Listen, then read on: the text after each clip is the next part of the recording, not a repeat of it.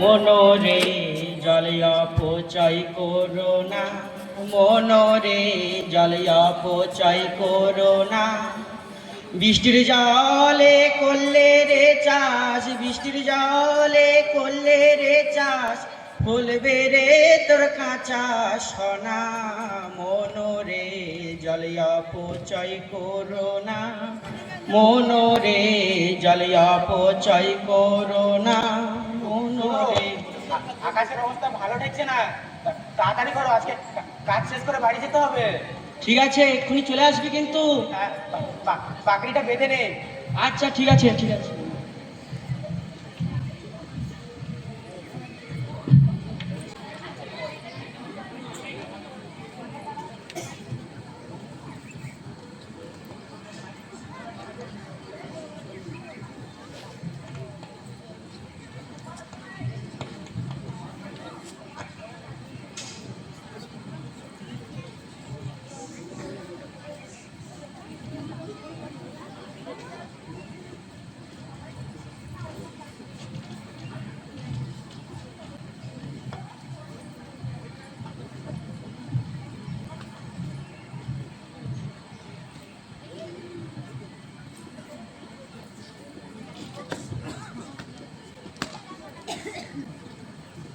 তাড়াতাড়ি ফেলে আসবি কিন্তু। হ্যাঁ হ্যাঁ, আসছি আসছি।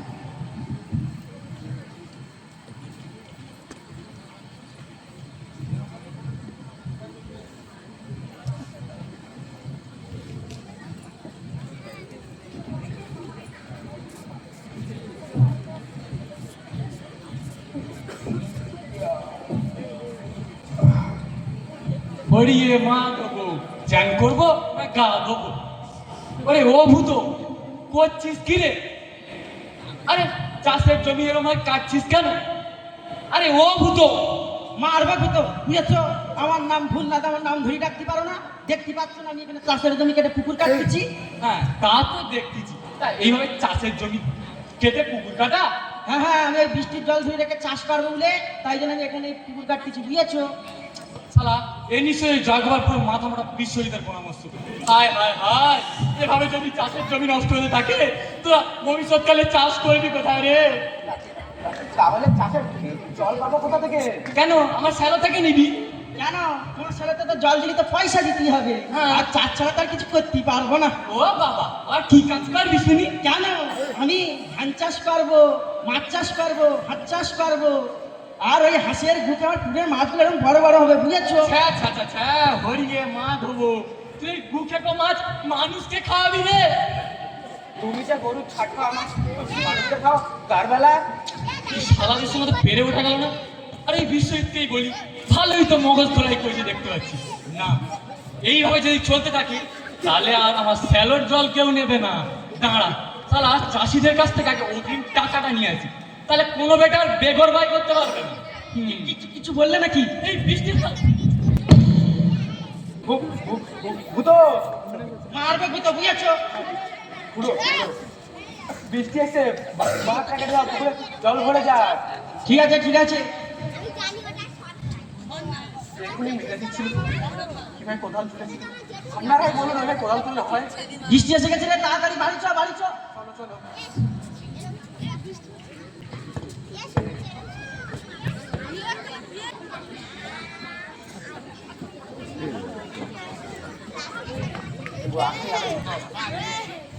বলিয়ে মা চ্যান করবো না গা দেবো? আরে বলি কালে কালে হলো কি? এই বাড়ির মেয়ে বউরা যাবে নাকি মিটিং করতে, জল অপচয় রোধ করবে। আরে জল হলো ভগবানের দান, তা কি কোনোদিন শেষ হয়? বলিয়ে মা দেবো, চ্যান করবো না গা দেবো? আর মিটিংয়ে গিয়ে তো মিটিং নয়, মিটিংয়ের নামে খালি ঢলা ঢলি আর হ্যাঁ হ্যাঁ। ও দাদু, তুমি যেভাবে কাদা মাটি মেখে এসেছো, তোমার মাধবকে বলো না একটু জল এনে দিয়ে যাক। এই মুপুরি ঠাকুর দেবতা নিয়ে ফাজলামি কি রাজকার্য করে এলে? আজ আমাদের স্কুলে প্লাস্টিক বর্জ্য পরিষ্কার নিয়ে একটা পরিকল্পনা ছিল, সেটাই করে এলাম। বলো, ভালো করিনি দাদু? বলছি না না, ছেড়ে দেব না তোমায়, হৃদ মাঝারে রাখবো, ছেড়ে দেব না তোমায়, হৃদয় মাঝে রাখবো, ছেড়ে দেব। ওরে ছেড়ে দিলে এখন দাদু আর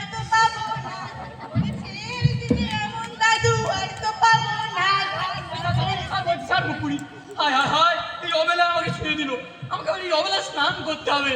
হায় হায়, ওরে ও বেদো, দেখে যা তোর মেয়ের কাণ্ড কীর্তি দেখে যা রে। করো করো, স্নান করো। স্নান করলে তো গায়ের ময়লা যাবে, মনের ময়লা তো যাবে।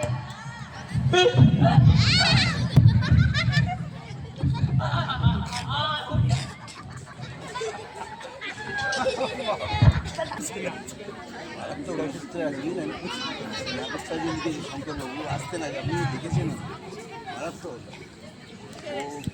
ও হ্যাঁ হ্যাঁ এই যে ওর মেয়ে তো হ্যাঁ পিকুলিয়ার টাইপের একটা লোক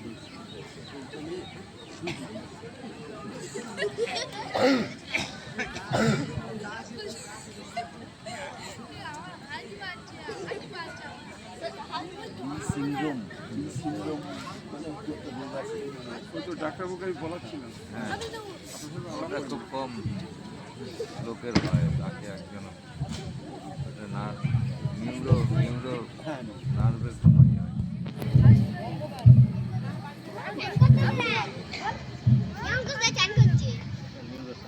এ কি বাবা, আপনি এখন স্নান করছেন?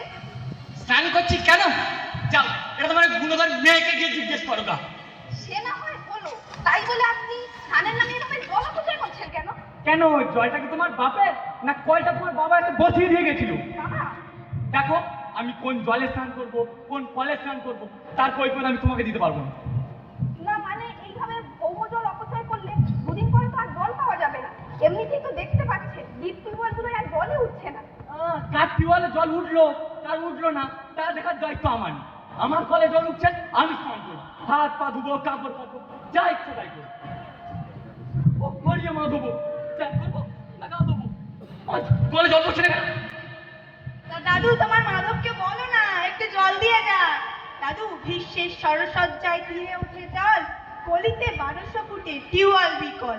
তুমি পয়সা দিয়ে কল বসাতে পারো, কিন্তু মাটির নিচে জল না থাকলে সেটা আর তুমি পাবে না। এই ভূগর্ভস্থ জল সবার। ওরে ও বেদো, তোর মেয়ে বউয়ের জল পিটি দেখে জানে। গড়িয়ে মা ধোবো, চান করবো, না কাপড় ধোবো। কিন্তু আমাদের কলে জল পড়ছে না কেন? এখন উপায়? আরে মা, আমি ওপর থেকে সুইচটা বন্ধ করে দিয়েছিলাম। ও তাই? বল বদমাশ কোথাকার। জানো, আজ আমাদের স্কুলে জল সংরক্ষণের জন্য একটা ভালো কৌশল দেখিয়েছে, দেখবে? দেখা দেখা। যাও তো, একটা গামলা আর একটা জল ভর্তি বোতল, একটা সেফটি পিন নিয়ে। আচ্ছা, নিয়ে আসছি। এই নে, এই একটা আমরা জল ভর্তি বোতল নিয়ে নিলাম। এবার এতে এরকম ভাবে সেফটি পিন দিয়ে ফুটো করে দেবো তলার দিকে, ঠিক আছে? সেফটি পিন দিয়ে ফুটো করে নিলে এর তলায় গামলাটা পাতলাম, এই ছিপিটা খুললাম। দেখো, এর থেকে কিন্তু অল্প অল্প করে জল বেরোচ্ছে। আমরা এই জলে হাত ধুতে পারি, মুখ ধুতে পারি। আবার এই হাত ধোয়া জলটা কিন্তু ফেলে দেবো না, এই জলটা আমরা আবার গাছের গোড়ায় দিতে পারি। তাহলে কেউ বোতল নিয়ে কলে যাবেন না। এক বোতল জল ভরতে গেলে 2 বোতল জল নষ্ট হবে। কি ভালো না? বাহ বাহ, দারুণ। আপনাদের বলছি, যারা মাটির নিচের জলে কাপড় পরিষ্কার করেন, গাড়ি ধোন, আর রাস্তার পাশে ট্যাপগুলো খোলা রেখে ধানের জন্য মাঠে জল ভর্তি করেন, তাদেরকে বলছি এভাবে জল অপচয় করবেন না। কারণ দেখতেই তো পাচ্ছেন ভূস্তরের জল দিন দিন নিচে নেমে যাচ্ছে। আর রাজস্থান, মধ্যপ্রদেশের মানুষ কেমনভাবে জলের জন্য হাহাকারে ভুগছে। আমরা যদি এখন থেকে সচেতন না হই, তাহলে আমাদেরও কিন্তু পরবর্তীতে এরকম অবস্থাই হবে। তাহলে মা, তুই ঘরে থাক, আমি ঘুরে আসি। না না না, বৌমা, তোমাকে যেতে হবে না চালুর ধারে। তুমি আমার সঙ্গে আমার মাঠে চলো। আমার চালু থেকে আর জল পড়ছে না। আমি চাহিদার কাছ থেকে অগ্রিম টাকা নিয়ে রেখেছি, তাদের সব ফসল নষ্ট হয়ে চলেছে। তুমি আমার সঙ্গে আমার চালুর ধারে চলো বৌমা। আমি এখন খেলোটা থেকে কি করব? তখন তো বারবার করে বারণ করেছিলাম, বলেছিলাম খেলো থেকে জল উঠবে না দুদিন পরে। দিন দিন জলস্তর নিচে নেমে যাচ্ছে, তা শুনলে আমার কথা? কেন, জল নাকি ভগবানের দান করেছে, কি শেষ হবে না? তোমার মাধবকে ডাকো না।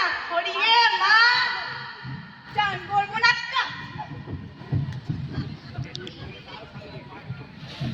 তোমাকে আমরা অগ্রিম টাকা দিয়েছি, তোমার কথা অগ্রিম টাকায় জমি নিয়েছি, জমি বীজ বুঝেছি।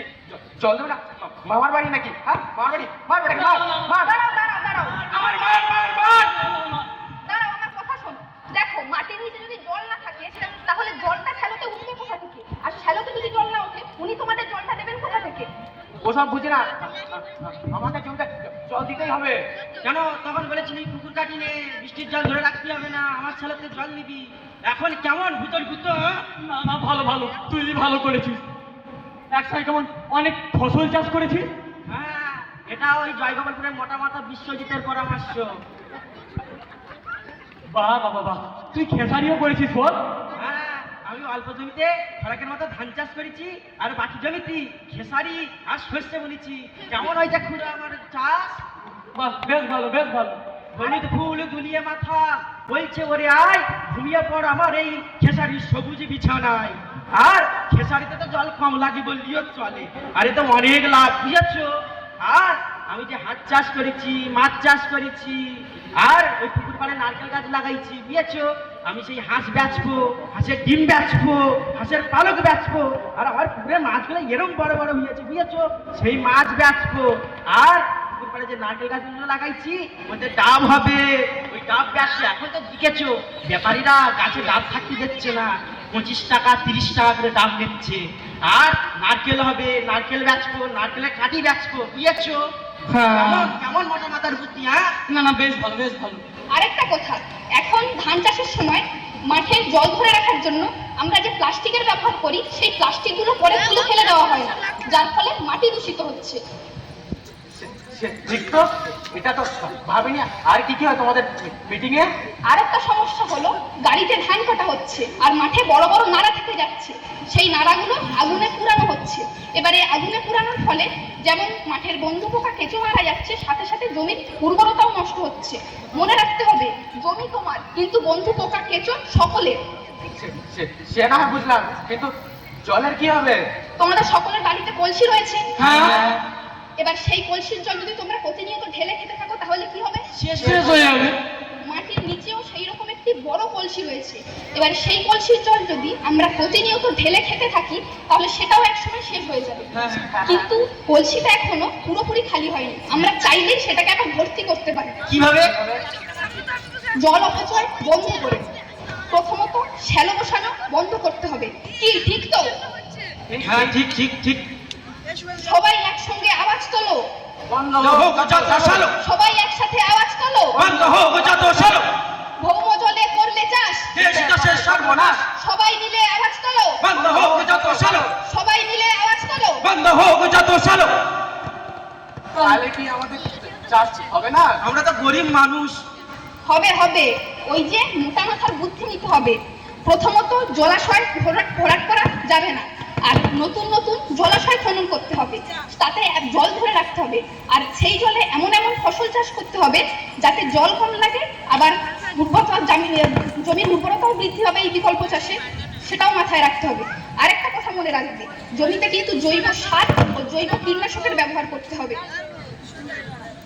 আমরা গরিব মানুষ, আমাদের যে প্রতিবেদন প্রতিবেদনকে আমরা পাবো না? কেন পাবে না? অবশ্যই পাবে। সরকারের প্রকল্প রয়েছে শস্য বীমা, সেখানে আবেদন করলে টাকা ফেরত পাওয়া যাবে। আমার গায়ে এগুলো কি বেরোচ্ছে দেখো তো বৌমা। যাই হোক, মরুক বেটা, আমাদের বাবা, জল নেই। মাটির নিচে জলস্তর দিন দিন নেমে যাচ্ছে, যার ফলে জলে আর্সেনিকের পরিমাণ বেড়েছে, আর সেই জলে স্নান করা আপনার গায়ে ব্যাস বেরিয়েছে। ও বাবা, তুমি এত কিছু জানো বৌমা? হ্যাঁ বাবা, এর জন্য মাঝে মাঝে মিটিং এ যেতে হয়, বুঝলেন? আর ওই মোটা মাথার বুদ্ধিও নিতে হয়। না না, যাও তুমি মিটিং এ যাও। আর আপনাদেরকেও বলছি, আমাদের সময় ছিল না এসব, আমরা জানতাম না। আপনাদের সময় আছে, আপনারা মিটিং এ যাবেন, সবকিছু জানবেন, বুঝবেন, জল অপচয় রোধ করবেন। কিন্তু আমার এখন কি হয় বৌমা? আমি কি বলো হরি বলো যাবো? কেন দাদু, আমি তোমাকে ডাক্তারের কাছে নিয়ে যাব, চিকিৎসা করে সুস্থ করে তুলবো। না, তা বেশ ভালো বেশ ভালো, ঠিক আছে। আপনাদেরকে বলি, আপনারা কেউ এভাবে জল অপচয় করবেন না, না হলে কিন্তু মরণ ছাড়া আর উপায় থাকবে না। তাই বলি আপনারা জল সংরক্ষণ করুন।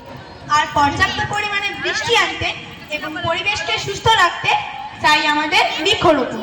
আর জানো মা, শহরের থেকে তো পুকুর কাটার জায়গা নেই, ওদের ছাদতলা বাড়ির ওপরে সবাই চৌবাচ্চায় করে জল ধরে রাখতে পারে। আর আপনাদের যাদের বাড়ির ছাদতলা আছে তারা ওরকম ভাবে জল ধরে রাখতে পারে। এভাবে জল সংরক্ষণ করা সম্ভব? কেন সম্ভব নয়? স্বয়ং মহাদেব মহেশ্বর যদি তার মাথায় গঙ্গাকে ধরে রাখতে পারে, তাহলে আমরা কেন বাড়ির ছাদে জল ধরে রাখতে পারবো না? তাই আসুন সবাই মিলে জল বাঁচিয়ে জীবন বাঁচাই। জল আমাদের জীবন ও ভাই, জল আমাদের জীবন। সবাই মিলে তাই জল করব সংরক্ষণ, সবাই মিলে তাই জল করব সংরক্ষণ। জল আমাদের জীবন ও ভাই, জল আমাদের জীবন। জল অপচয় করব না কেউ, এই করব পণ। জল অপচয় করব না কেউ, এই করব পণ। জল আমাদের জীবন ও ভাই, জল আমাদের জীবন। মোটা মাথার বুদ্ধি নিয়ে করব সংরক্ষণ, মোটা মাথার বুদ্ধি নিয়ে করব সংরক্ষণ। নমস্কার।